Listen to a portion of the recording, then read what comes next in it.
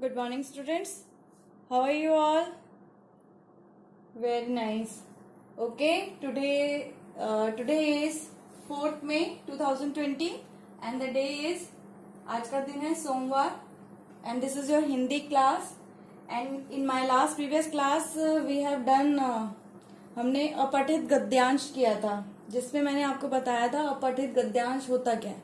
अपठित गद्यांश जिसे आपने पहले पढ़ा ना हो और आपको दिया गया है और उससे आपको क्या करना है, उसे रीड करना है और आपको उसके आंसर्स, क्वेश्चन के आंसर्स लिखने हैं। तो आज मैं एक अपठित गद्यांश आपको खुद से करने के लिए दूंगी। ये आपका होमवर्क है, ये आपका गृह कार्य है, ठीक है।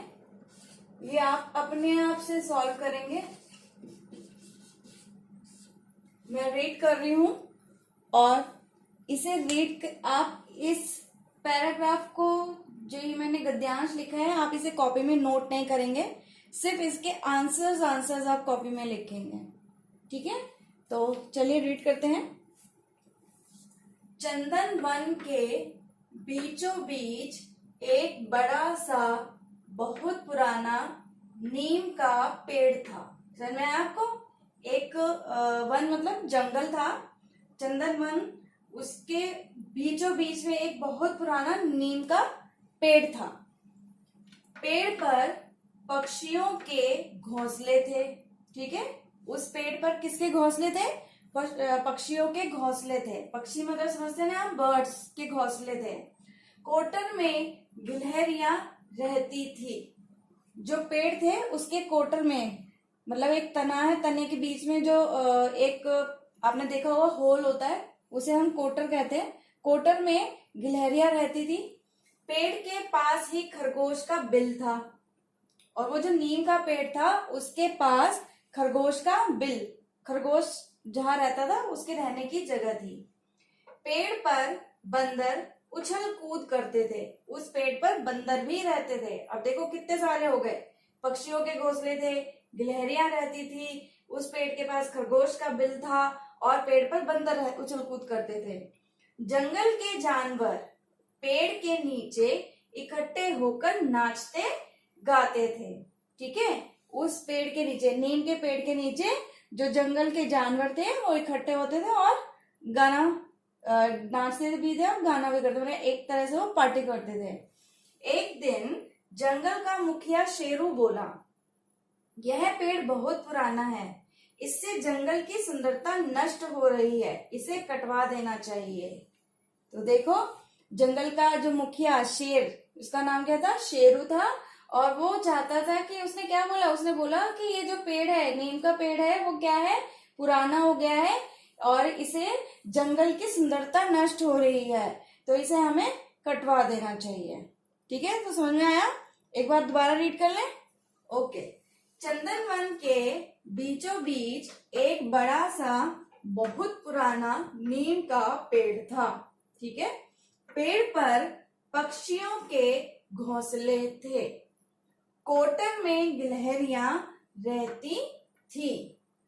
पेड़ के पास ही खरगोश का बिल था।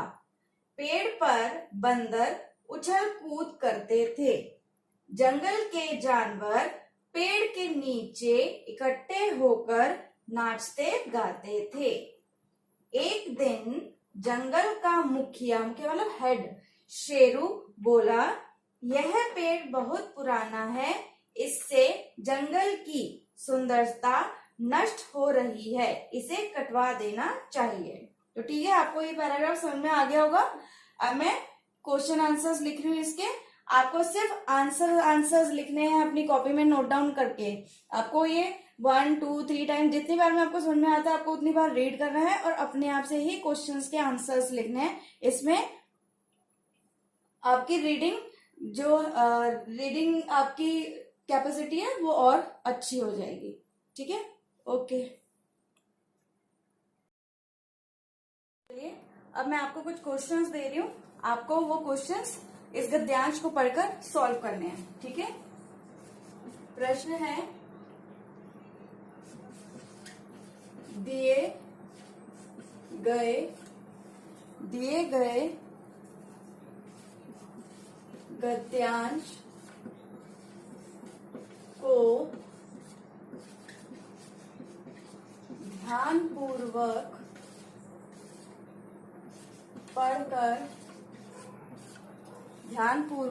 पढ़कर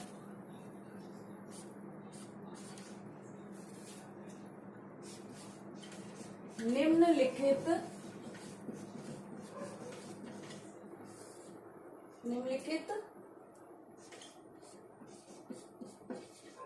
प्रश्नों के उत्तर दीजिए। ठीक है, तो प्रश्न नंबर 1 है आपका। प्रश्न नंबर 1 है, सही उत्तर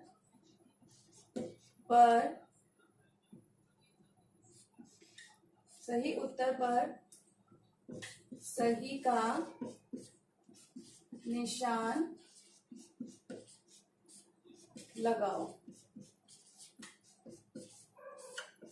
ठीक है, क पार्ट है इसका,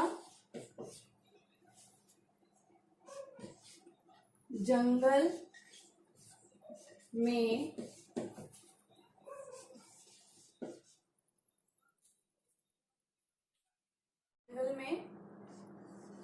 किसका पेड़ था? जंगल में किसका पेड़ था? पीपल, नीम। ठीक है, इसका दूसरा पार्ट है, खरगोश का बिल कहाँ था? खरगोश का बिल कहाँ था? पेड़ के पास था या कोटर में?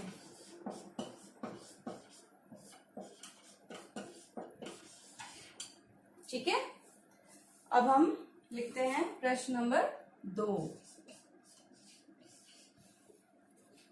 रिक्त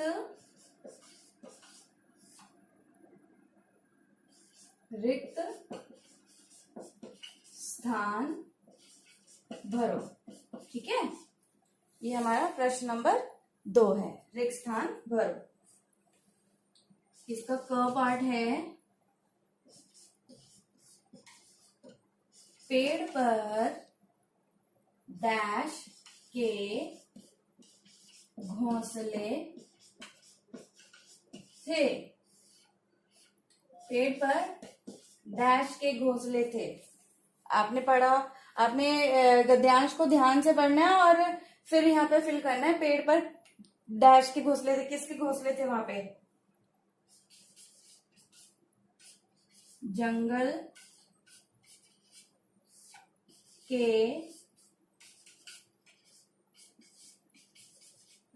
मुखिया जंगल का मुखिया डैश था। जंगल का मुखिया डैश था। आपने पढ़ा होगा उसमें जंगल का मुखिया कौन था, तो आपको यहाँ पे वो लिखना है। ठीक है, ग पार्ट, रिक्त स्थान भरो का ग पार्ट। पेड़ पर बंदर डैश करते थे। पेड़ पर बंदर क्या करते थे? ठीक है, अब है प्रश्न नंबर 3। गद्यांश में से छांटकर गद्यांश में से छाट कर दिए गए शब्दों के उल्टे शब्द लिखिए। ठीक है, क है, पहला है आपका नया। नया का उल्टा शब्द आपको गद्यांश में से ही छाट के लिखना है कि नया का उल्टा क्या शब्द दिया हुआ वहां पे। ठीक है, ख है ऊपर। ऊपर का क्या उल्टा शब्द है वहां पे, आपको ये गद्यांश में से ही छाटना है, छोटा।